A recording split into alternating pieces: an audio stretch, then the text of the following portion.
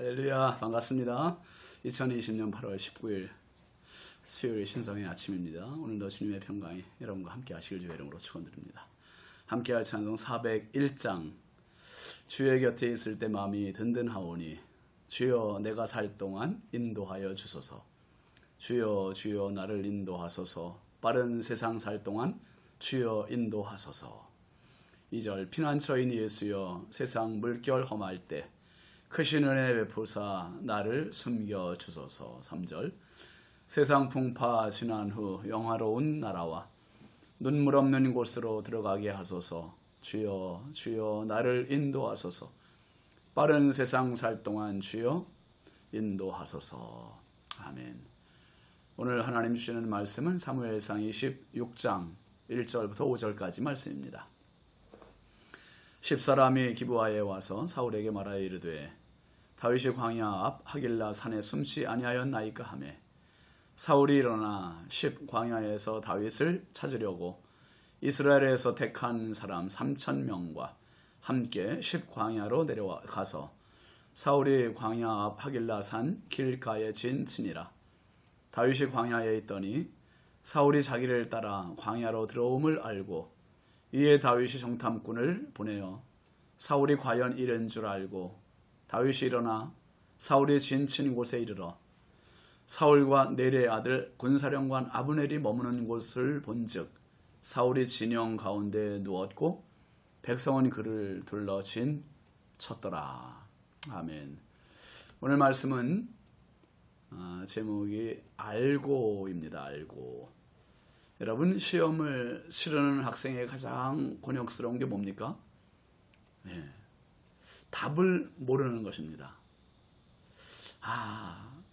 1번일까 2번일까 아니면 3번일까 참 답답할 때 그때 얼마나 씨름을 할 수밖에 없지 않습니까? 그런데 만약에 시험을 치르는 학생이 답을 알고 있으면 이 시험 보는 게 너무 수월한 거예요. 너무 수월합니다. 다니엘이 바벨론 제국의 청소년 때 갔습니다. 가서 고위 관료로 있을 때 바벨론의 느부갓네살 왕이 꿈을 꿉니다. 근데 그 꿈을 누구도 알아내지 못해요. 해석도 못해요. 그때 다니엘이 하나님께 기도하고 그 꿈의 내용을 말하고 꿈을 해석을 하잖아요. 머리는 금, 가슴과 팔은 은, 배는 배와 넓적 다리는 놋, 그리고 종아리는 쇠, 발은 쇠와 진흙으로 섞여 있는 거대한 로봇 형상을 보게 됩니다. 로봇을 본 거예요. 지금 느부갓네살의 바벨론 제국은 머리 금나라, 그 다음에 이제 금나라는 쇠하고 은나라가 오고 놋나라가 오고 쇠나라가 오고 쇠와 진흙의 나라가 오고, 근데 그 다음에 어디선가 날아든 돌이 이 로봇 형상 금신상을 깨트려 버렸고, 그리고 그 돌은 태산을 이루고 이 로봇은 여름 타작마당의 겨같이 온데간데 없이 사라졌습니다. 그리고 그 태산을 이룬 돌은 온 세계에 가득했다고 했습니다. 다니엘이 그 꿈의 내용을 보고 해석했고 알고 보니 두 가지 마음이 드는 겁니다. 하나님 나라에 대한 영원함, 든든함, 안전함, 또 지금 자기가 몸담고 있는 바벨론 제국, 이 제국이 얼마나 타작마당의 겨같이 보잘것없는 나라인지 이 두 가지가 보이는 거죠. 그러니 바벨론 제국의 권력 앞에서도 굴하지 않고 평생 그는 그 제국 변동의 청사진 때문에 당당할 수 있고 담력을 갖고 승리할 수 있었던 것입니다. 믿음의 사람들은 답을 가지고 있는 사람입니다. 항상 답이 있어요. 그래서 담대할 수 있죠. 모세도 하나님의 약속과 말씀과 표적이 보이기 때문에 바로 앞에 당당하게 나가서 내 백성들을 요구할 수 있었습니다. 출애굽을 요구할 수 있었고요. 가나안을 정탐한 12지파 중에 여호수아와 갈렙은 그들의 눈으로 보았어요. 알았어요. 뭘요? 하나님 함께 하심을, 하나님 그 땅 우리에게 주심을 알았어요. 그러니까 그들이 우리의 밥이다, 이렇게 담대하게 말할 수 있었습니다. 미디안 군사 13만 5천 명을 300명의 군사 가지고도 이길 수 있는 하나님의 전략을 안 기드온은 담대할 수 있었습니다. 여러분, 골리앗 앞에 나간 다윗 역시 마찬가지 아닙니까? 기골이 장대한 골리앗이 보인 게 아니라 비교할 수 없는, 골리앗과 비교할 수 없는 거대한 하나님이 보였기 때문에 골리앗이 우스워 보이는 겁니다. 우리가 살아가면서 답답한 일, 힘든 일 만날 때 얼마나 우리가 버거워하고 힘들어합니까? 하나님의 다스리심이 보이지 않기 때문에 그렇게 힘들어요. 신앙은 알고 믿고 따르는 것입니다. 한번 해보세요. 알고 믿고 따르는 것, 그게 신앙이에요. 하나님을 알고 하나님의 은혜를 알고 그리고 그것을 내 것으로 믿고 그리고 하나님 인도하심을 따라가는 겁니다. 이것이 잘 안 되기 때문에 날마다 기도 생활이 필요하고 예배 생활이 필요하고 찬송 생활이 필요하고 무지하고 인본주의의 내 모습을 주님 앞에 데리고 나가는 것이 필요한 겁니다. 주님 앞에 가면 확신이 생겨요. 믿음이 생겨요.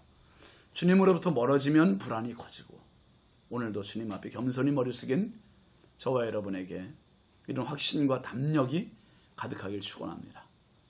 쉴 새 없이 몰아붙이는 사울의 추격전이 다윗을 늘 궁지에 몰아넣습니다. 그런데 신기한 것은 사울이 잡을 것 같다가도 못 잡아요. 아니, 오히려 사울이 더 역공을 당하고 더 궁지에 몰리는 장면을 보게 됩니다. 이미 24장에서 우리가 봤지만은 엔게디 동굴에서도 사울은 아무 생각 없이 무장 해제한 모습으로 용변을 보러 그 굴에 들어갑니다. 근데 그 굴 안쪽에 다윗이 있었고, 사울이 옷자락을 다윗에게 허용하고 말았습니다. 하마터면 한순간에 사울의 목이 날아갈 수 있었습니다. 다윗의 마인드가 제사장 나라의 법칙을 자기 욕심과 생각 위에 둔 것 때문에 사울은 목숨을 부시할 수 있었던 것입니다. 사울 정말 기사 회생하는 거지요. 사울은 죽음을 모면하고 뭐라고 했습니까? 나는 너를 학대하되 너는 나를 선대하니 너는 나보다 의롭도다. 너는 반드시 왕이 될 것을 내가 알고 그랬습니다. 나는 너를 학대하되 너는 나를 선대하고 너는 나보다 의롭다. 그 말만 들어서는 사울이 다윗을 포기한 것 같지 않습니까? 그런데 지금 다시 다윗 죽이기에 혈안이 되어 있습니다. 오늘 본문 1절 2절 보세요.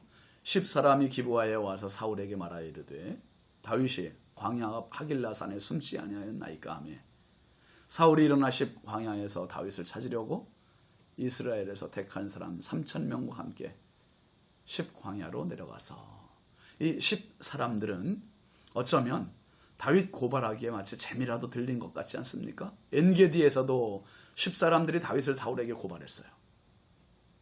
다윗이 있는 장소를 제보했습니다. 근데 지금 또 다윗을 고발해요. 사랑하신 성도 여러분, 평생 살면서요, 선한 일에 참여하는 자가 돼야지 악한 일에 자기 일속만 생각하고 챙기겠다고 그 악한 일에 참여하는 그 대열에 선 자는 정말 복받은 사람이 아닙니다. 복 있는 사람이 거하는 곳, 앉는 곳, 가는 곳이 따로 있습니다. 사울은 10사람들의 고발을 듣고 다윗을 찾기 위해 3,000명을 데리고, 군사 3,000명을 데리고 또 10 광야로 갑니다. 3, 4절 보시죠. 사울이 광야 앞 하길라산 길가에 진친이라. 다윗이 광야에 있더니 사울이 자기를 따라 광야로 들어옴을 알고, 이에 다윗이 정탐꾼을 보내어 사울이 과연 이른 줄 알고, 사울은 다윗의 행방을 전혀 알 수 없습니다. 막연하게 10 광야 어디엔가 있다고 생각만 합니다. 그런데 사울은 다윗에게 알려졌습니다. 어릴 적에 여러분 술래잡기 해본 적 있으시죠? 그런데 술래잡기 놀이를 하다 보면 어린 애들이 숨는 것과 큰 애들이 숨는 것은 달라요. 어린 애들은요, 숨어도 다 보이게 숨어요. 노출됐습니다. 근데 큰 애들은 정말 찾기 힘들 정도로 멀리 가서 숨고 안 보이는 데 숨고, 어린 애들은 숨으나만 하잖아요. 지금 다윗에게 사울의 모습은 마치 어린애에 노출된 모습과 똑같아요. 다 노출된 추격입니다. 하나님께서 사울은 보이게 하시고 다윗은 숨기세요. 이러면 사울이 다윗을 잡을 방법이 없어요. 왜요? 사울은 이미 하나님께서 버리셨고 다윗은 하나님이 선택하시고 기름 부으셨기 때문입니다. 어떻게 숨느냐보다 중요한 것은 하나님의 사람이 듣느냐 안 듣느냐, 이게 더 중요한 것입니다. 아무리 잘 숨어도요, 하나님께서 노출시켜 버리시면 드러날 수밖에 없습니다. 또 반대로 아무리 허술하게 숨어도 하나님께서 숨기시면 눈이 멀 수밖에 없습니다. 5절 보시죠. 다윗이 일어나 사울이 지친 곳에 이르러 사울과 네리의 아들 군사령관 아브넬이 머무는 곳을 본즉 사울이 진영 가운데 누웠고 백성은 그를 둘러 진쳤더라 했습니다. 다윗이 사울의 진영을 살펴봅니다. 얼마나 허술합니까? 사울과 군사령관인 아브넬이 누워 있어요. 무장해제된 모습입니다. 방심한 거지요. 이미 사울은 다시 한번 다윗에게 목숨을 내놓은 겁니다. 사울은 모르고 다윗은 다 알고 있습니다. 마가의 다락방에서 첫 번째 성찬식을 제정하신 예수님께서 제자들에게 떡을 나눠주시면서 받아 먹으라, 너희를 위한 내 살이다 말씀하셨어요. 또 포도주를 주시면서는 너희를 위한 내 피야 하셨습니다. 예수님은 아세요. 뭘요? 제자들이 주님의 살과 피를 먹고 마시고도 뿔뿔이 다 흩어져 도망갈 거 다 아세요. 그 모습들이 다 보이지요. 주님을 위해 목숨을 버리겠다고 호언장담했던 철부지 제자들, 말뿐임을 다 알고 계세요. 그럼에도 모르는 척 하시고 그들에게 주님의 살과 피를 내주세요. 겟세마네 동산에서 기도하시던 예수님은 제자들이 뿔뿔이 흩어질 것이 보이십니다. 그럼에도 주님은 함께 기도해달라는 부탁을 하시고 제자들을 사랑하시되 끝까지 사랑하십니다. 모르고 당하는 것과 알면서도 당하는 것은 느끼는 온도차가 큽니다. 다릅니다. 그럼에도 불구하고 제자들에게 다 허용해 주시는 예수님, 알고도 다윗은 지금 다 알고 있습니다. 사울의 모습이 다 보입니다. 그러나 지금 아는 척하지 않아요. 모르는 척하지요. 이게 더 무서운 겁니다. 폭풍전야와 같은 전운이 감돕니다. 오늘도 우리 믿음의 사람들은 세상의 기운에 막히는 인생이 아니라 다 알고 살아가는 사람입니다. 주님의 은혜를 받은 우리는 날마다 기도를 통해 세상을 알고 기도로 맡기고 기도로 구하는 사람입니다. 아는 사람, 이 사람은 더 쉽게 작전을 짤 수 있습니다. 그리고 담대할 수 있습니다. 오늘도 이 하루 성령께서 우리의 삶을 다 알고 계시고 우리의 걸음을 인도하실 것입니다. 이 믿음 가지고 승리하시길 주의 이름으로 축원합니다. 기도합시다.